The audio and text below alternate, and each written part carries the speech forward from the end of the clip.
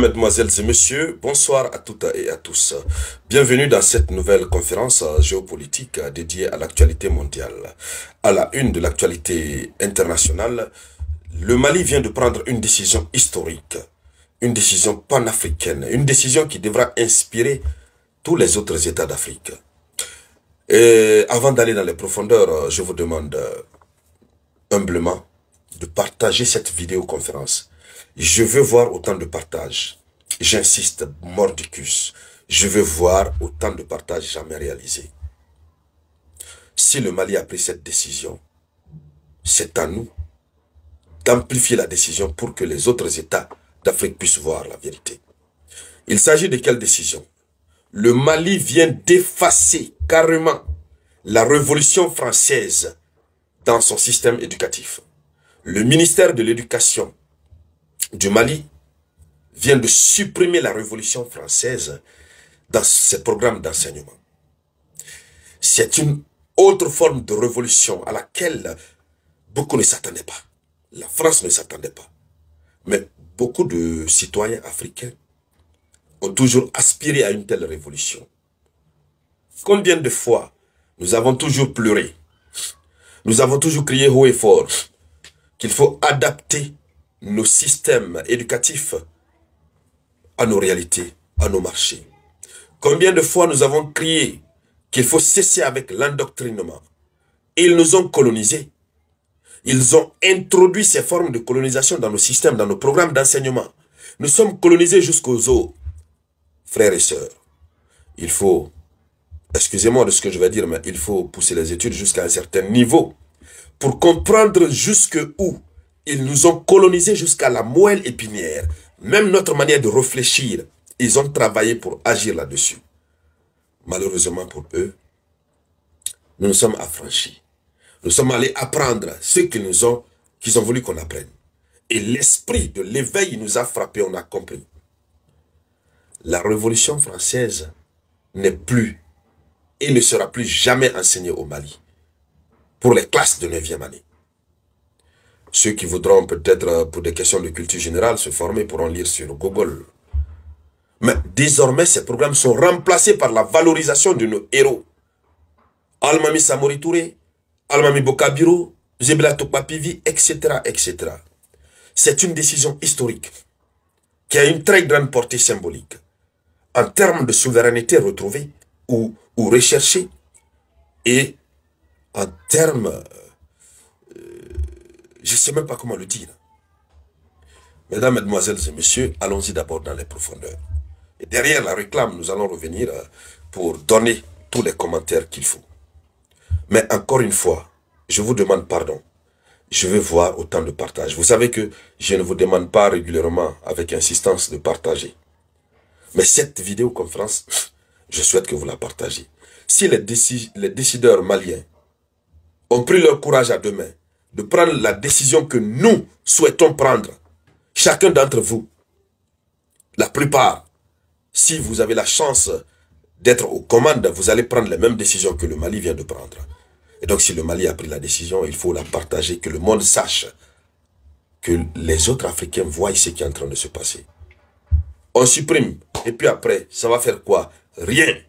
Nous sommes souverains dans l'élaboration de nos programmes de formation.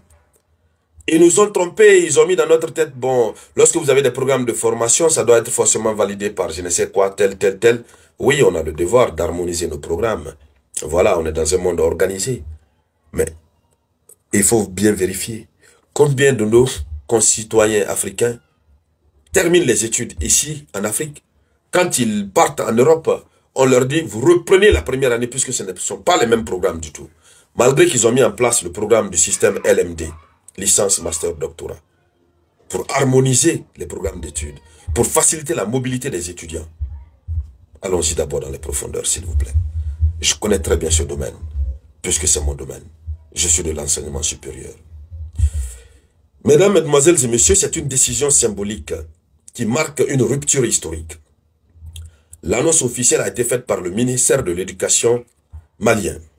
C'est une mesure nationale. Le ministère malien de l'Éducation a ordonné la suspension immédiate de l'enseignement de la Révolution française. dans toutes les classes de 9e année, ce qui est l'équivalent du collège. Donc, le motif qui a été affiché, selon les autorités éducatives, cet enseignement ne reflète plus les réalités historiques, culturelles et identitaires du Mali. Cet enseignement ne reflète plus les réalités historiques, culturelles et identitaires du Mali. Pas seulement le Mali. On va continuer à enseigner la Révolution française. Pourquoi? Est-ce que c'est une révolution qui nous sert aujourd'hui de modèle? Non, ça ne sert pas de modèle. On va mettre en priorité l'étude de leurs héros pour continuer à nous montrer leur supériorité. Pourtant, chez nous, il y a eu des révolutions. Oui, il y a eu des révolutions. La charte de Kouroukanfouga a été élaborée dans le cercle de Kankaba en 1236. Oui, sous l'ère de Soundiata Keita. Cette charte de Kouroukanfouga, mais les gens n'en parlent pas. Il a fallu attendre 1997 que une structure de l'UNESCO est venue voir certains griots qui ont rappelé pour qu'on puisse voir au moins la version écrite de la charte. Cette charte a consacré des droits avant même leur consécration aujourd'hui par la Déclaration universelle des droits de l'homme et toutes les institutions onusiennes qui évoluent dans le cadre des droits humains. Alors, quand vous prenez la charte de Kouroukanfouga, mais nous avons consacré, c'était une vraie révolution. Même aujourd'hui, la question environnementale, le droit de l'environnement, qui est le nouveau droit, le droit de la nature, hein, un droit pour lequel les Occidentaux tapent leur poitrine pour dire non, nous sommes en train d'évoluer, etc., etc. Je vous le dis en toute vérité. Ce droit avait déjà été consacré dans la charte de Kouroukanfouga de 1236. Oui. Ils ont dit, Soundiata Keita et ses éléments ont dit, protégeons la nature. Avant de mettre le feu sur une brousse, il faut lever la tête vers la cime des arbres. Cela va te rappeler la beauté de la verdure. Cela va te rappeler à quoi sert la nature. Ça, c'était déjà le droit de l'environnement consacré. Que ce soit le droit de la femme, le droit des enfants, tous ces droits avaient été consacrés. Jusqu'à ce qu'ils ont consacré des droits pour les esclaves. Je dis droit en parenthèse. Ils ont mis des limites à l'exploitation abusive des esclaves avant même l'abolition de l'esclavage. Ça, c'était une parenthèse.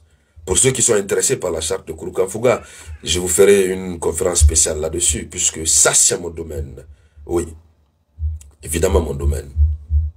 Et voyez-vous, je ferme cette parenthèse, nous avons des valeurs, mais qui ne sont pas exposées. Comment on va continuer à apprendre la Révolution française? Ça nous sert à quoi? Ah oui, on va comprendre la supériorité de l'Occident. Ah oui, ce sont eux les boss, ce sont eux qui sont les plus forts. Ça nous sert à quoi? Le Mali, je vous demande de partager cette conférence, s'il vous plaît.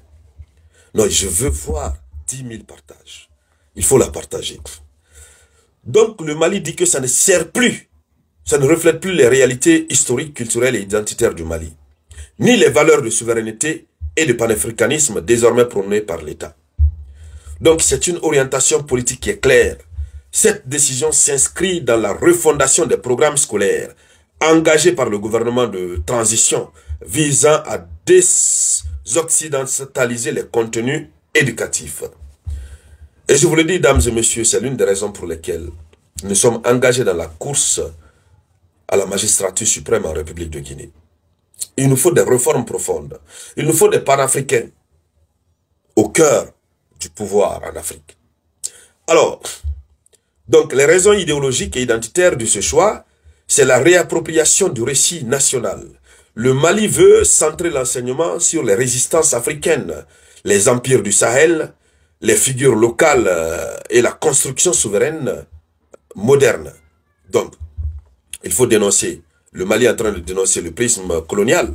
L'enseignement de la Révolution française était perçu comme le vecteur d'un récit universitaire biaisé, justifiant la domination intellectuelle française. Et c'est pourquoi la prise de cette décision, elle est tout à fait normale. Donc désormais, les nouveaux programmes mettront en avant Soundiata Keita, Samori Touré, Modibo Keita, les dynamiques panafricanistes du XXe siècle et de tout ce qui s'ensuit. Donc c'est une onde de choc dans le monde francophone. On va voir les réactions tout à l'heure de la France, une réaction glaciale. Et donc, nous disons félicitations au Mali. Les autres États africains doivent avoir le courage, mesdames, mesdemoiselles et messieurs. Il faut avoir le courage d'aller vers ce chemin. C'est par seulement cela que nous pouvons nous départir définitivement de cette domination qui continue d'exister.